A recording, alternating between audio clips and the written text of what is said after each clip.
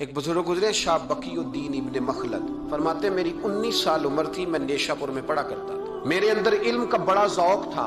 ایک استاذ کے پاس جب میں پڑھنے گیا تو میرے استاد مجھے فرمانے لگے کہ بیٹے تیرا ظرف بڑا ہے اور میرا علم چھوٹا ہے، تو کسی بڑے عالم کے پاس جا۔ میں نے استاد سے کہا کہاں جاؤں؟ تو کہنے لگے اگر ہو سکے نا تو بغداد شریف چلا جا۔ امام احمد بن حنبل کی بارگاہ میں حاضری دی، وہ حدیث کے حافظ ہیں۔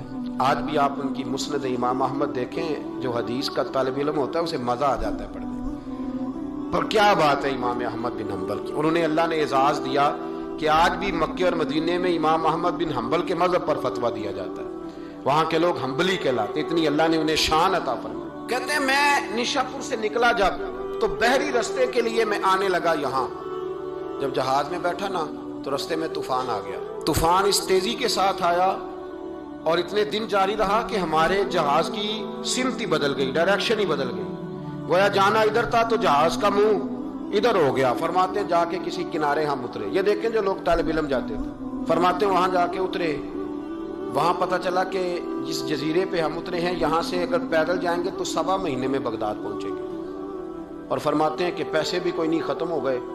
اب میں وہاں سے اترا پتے کھاتا، 1.25 مہینہ لگا اور میں بغداد شریف پہنچا، اور جب پوری جد و جہد کر کے وہاں پہنچ گیا نا تو پتہ چلا کہ امام احمد بن حنبل کا تو مدرسہ ہی بند ہو گیا، ان کے تو جمعہ پڑھانے پہ پابندی لگ گئی، وقت کا بادشاہ ناراض ہو گیا۔ اس کا مطلب ہے وہ بھی سیاسی باتیں کرتے ہوں گے، ناراض ہو گیا، اس نے پکڑ کے آپ کو جیل میں ڈال دیا۔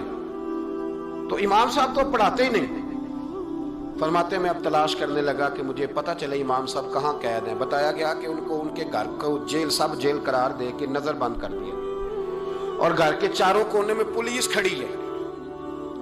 امام احمد بن حنبل رحمۃ اللہ تعالی علیہ کے وہ شاگرد شاہ بقی الدین صاحب فرماتے ہیں کہ میں جب وہاں پہنچ گیا، وہاں پہنچ کر کے میں نے لوگوں سے کہا کہ تم نا قریب نہ جانا، بس مجھے بتا دینا کہ امام صاحب کا گھر کہاں ہے۔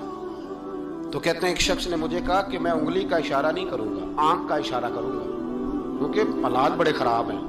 کہتے ہیں اس نے آنکھ کے اشارے سے بتایا کہ وہ سامنا گیٹ امام صاحب کا ہے۔ کہتے ہیں میں واپس آ گیا، اب ساری رات سوچتا رہا کہ امام صاحب کے گھر تعلیم حاصل کرنے کیسے جانا ہے۔ فرماتے ہیں پھر مجھے ایک تجویز سمجھ میں آئی۔ صبح جب میں نے اٹھا تو میں نے سر سے پگڑی اتاری، اپنے بالوں میں ہاتھ ڈال کے بال بکھیر دیے، چاروں جانب بکھر گئے، زلفیں رکھی ہوئی تھی۔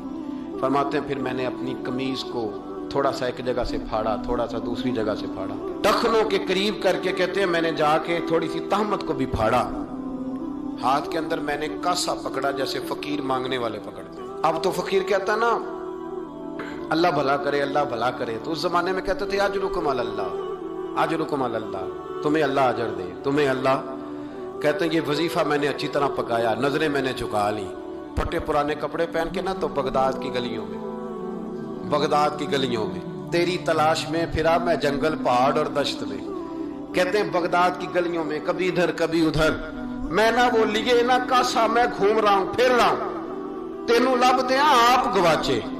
کہتے ہیں میں ڈھونڈتا پھر رہا ہوں مجنو بن کے وچ بازاراں، کدی ککھاں وانگ رلائے، کدی کہایا کنبا سارا، سر نیزے اتے چڑھائے، آزم یار مناؤن دی خاطر اساں کی پیس وٹائے۔ فرماتے ہیں کہ وہ کاسا لیے تو میں نکلا، سپاہی کھڑے تھے، ان سے بھی میں نے کہا اجرکم علی اللہ۔ کہتے ہیں ایک دینار انہوں نے بھی میرے کاسے میں ڈالا۔ پھر امام احمد بن حنبل کا دروازہ آیا تو میں نے دروازے پہ کھڑے ہو کہا اجرکم علی اللہ، اجرکم علی اللہ، اجرکم علی اللہ۔ کہتے میرا جوش ہی بدل گیا۔ امام صاحب نے جھٹ سے دروازہ کھولا، خوبصورت امامہ اور خوبصورت چہرہ، کہتے ہیں ان کا چہرہ دیکھا تو میرے آنسو ہی بہہ گئے، اور امام صاحب نے جب ایک دینار میرے پیالے میں ڈالا تو میں رو پڑا۔ میں نے کہا بغداد کے بادشاہ، او میرے محبوب کے علم کے وارث، میں بھیک مانگنے نہیں آیا، میں تو رسول اللہ کی حدیث سننے آیا ہوں۔ مجھے نہ آپ نے خیرات نہیں دینی، بس مجھے ایک حدیث میرے نبی پاک کی روز پڑھا دیا کریں، ایک حدیث، ایک حدیث۔ یہاں تو ہر جمعہ پڑھائی جاتی ہے نا، وقت نہیں ہوتا، لوگ دیر سے آتے ہیں۔ کہا ایک حدیث آپ نے پڑھانی ہے۔ شاہ بقی الدین صاحب کہتے ہیں امام صاحب نے میرا چہرہ دیکھا تو خوشی سے کھل اٹھے، فرمانے لگے تو کیسے آئے گا؟ کہا حضور بھکاری بن کے۔ میں خیرات مانگنے آؤں گا، یہ بھی تو خیرات ہی ہے نا، مصطفیٰ کریم کے نام کی خیرات مانگنا۔ حضور آپ نے ایک حدیث پڑھانی ہے، سنیں۔ شاہ بقی الدین کہتے ہیں میں پورا سال بھکاری بن کے جاتا رہا، یہ جذبہ، یہ شوق، پورا سال بھیک مانگنے کی غرض۔ یہاں تو ہمیں اپنے علماء میں کمزوریاں نظر آنے لگ جائے گا، سب ٹھیک ہے جی، وہ ایک بات نہیں ٹھیک، لہذا چھٹی، میں اب خود بہت بڑا محدث ہوں، مجھے کیا ضرورت۔ یہ کمزوری ہے، اس لیے اخلاقی رویے لوگوں کے مضبوط نہیں رہتے، اس لیے دنیا داری کی ساری باتیں آتی ہیں پر دین نہیں آتا، کیونکہ ہمارا وہ شوق نہیں، وہ انداز نہیں۔ ہم کون بھکاری بننے کو تیار ہے؟ جب لوگ کاسا پکڑتے تھے تو پھر رسول اللہ کے دین کی خیرات بھی اس میں آیا کرتی تھی۔ اب کوئی کاسا ہی نہیں پکڑتا تو خیرات کیسے آئے؟ یہ تو لوگ بحث کرنے آتے ہیں، گفتگو کرنے آتے ہیں، لینے کون آتا؟ حضرت شاہ بقی الدین کہتے ہیں میں پورا سال جاتا رہا۔ امام احمد بن حنبل مجھے فرماتے یار میں بھی سوچتا تھا کہ کہیں میرے علم کو زانگی نہ لگ جائے، دیکھو اللہ نے فضل کیا ہے، مجھے ایک طالب علم عطا فرما دیا ہے۔ فرماتے ہیں پورا سال میں جب ان کے دروازے پہ جاتا تو ایک دھیلا بھی ڈال دیتے اور مصطفیٰ کی ایک حدیث بھی سنا دیتے، اور فرماتے ہیں دنیا ساری پڑھتی ہے پر ہمارے پڑھنے کا استاد انداز یہ تھا کہ استاد پہلے امامہ باندھتے، جبہ پہنتے، اور اس قید میں نظر بندی کے عالم میں جب وہ نبی پاک کی حدیثیں سناتے تو ان کی آنکھیں آنسوؤں سے بھر جاتی، وہ روتے ہوئے تڑپتے ہوئے حدیث سناتے، اور میں بھی اسی درد سے وہ بات وصول کرتا۔ فرماتے ہیں سال گزر گیا، حکمران مر گیا، فوت ہو گیا، نیا بادشاہ آیا، اس نے خود امام احمد بن حنبل کو بڑا مدرسہ بنا کے دیا، اس نے بڑی جامع مسجد میں امام صاحب کے خطبہ جمعہ کا بندوبست کیا۔ فرماتے ہیں ہزاروں طالب علم کئی ملکوں سے امام صاحب کے دروازے پر آ کے بیٹھنے لگے۔ فرماتے ہیں جب میں بھی پہنچا نا تو امام فرمانے لگے تو ذرا آگے آ جا۔